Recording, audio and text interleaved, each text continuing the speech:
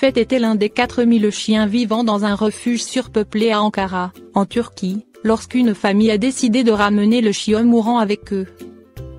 Une adoption qui a du sens. En Turquie avec son mari et ses 2 filles, Marie Briancaruxi a toujours été engagée pour les animaux. C'est donc très naturellement que la mère de famille et ses filles se sont portées volontaires pour travailler dans un refuge local chaque samedi afin d'aider un maximum de chiens. Lorsque Marie et ses filles ont croisé le chemin d'une portée de chiots particulièrement mal en point, elles ont décidé de leur offrir une chance de vivre leurs derniers jours dans de bonnes conditions. C'est ainsi que la famille a donc décidé d'accueillir Feth, hop, chance et grâce.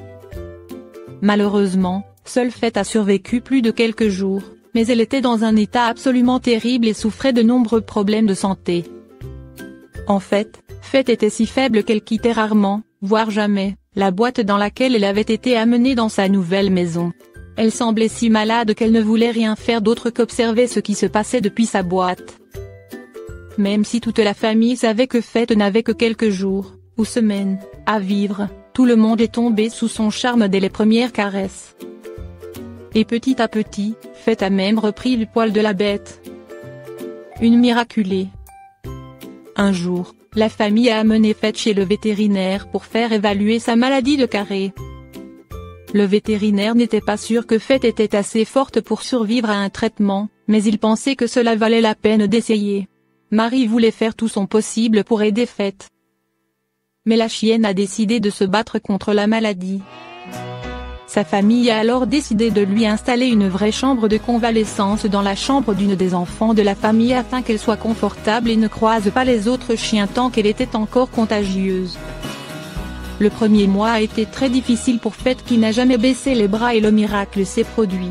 Le vétérinaire a annoncé après plusieurs semaines de traitement que tout allait mieux. 3 années après ce magnifique sauvetage, Feth a pu rentrer aux États-Unis avec sa nouvelle famille pour débuter une nouvelle vie bien méritée, entourée des gens qu'il aime. Mon chien a un épillet, que faire et comment les éviter? Les épillets sont connus comme étant un danger de l'été même s'ils apparaissent dès les premières chaleurs du mois de mai, que ce soit en ville ou à la campagne.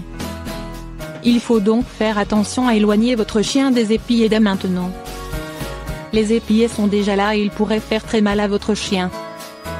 Cette petite graine de graminée sauvage, également appelée espiagou, voyageur ou folle avoine, se trouve dans la pelouse et les hautes herbes, où s'incrustent les épillets sur le chien.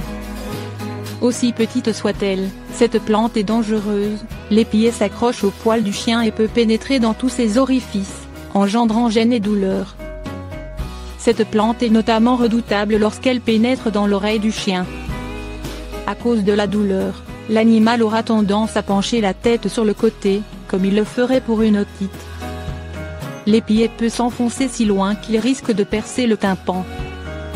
L'épillet peut également pénétrer dans les cavités nasales du chien et engendrer une sinusite purulente, ainsi que sous la peau et provoquer un abcès.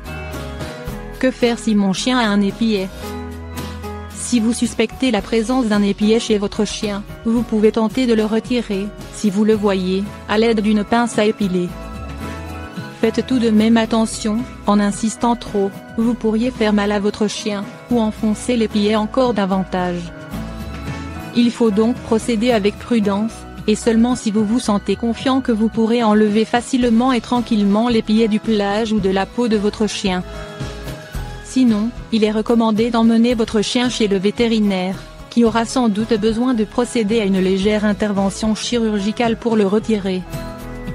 Comment éviter les épillets avec votre chien?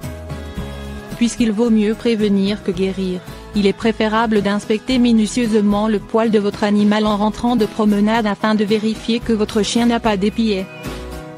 Ce sera également l'occasion de veiller à ce qu'il n'ait pas été piqué par une tique et qu'il n'ait pas attrapé de puce. Si votre chien a le poil long, comme le collet, qui demande un toilettage particulier, ou le Yorkshire Terrier, vous pouvez le lui couper ou même le tondre afin que les épillets ne s'y accrochent pas. Selon les races de chiens, un toilettage régulier permettra aussi à l'animal de se sentir plus léger et avoir moins chaud à l'arrivée des beaux jours.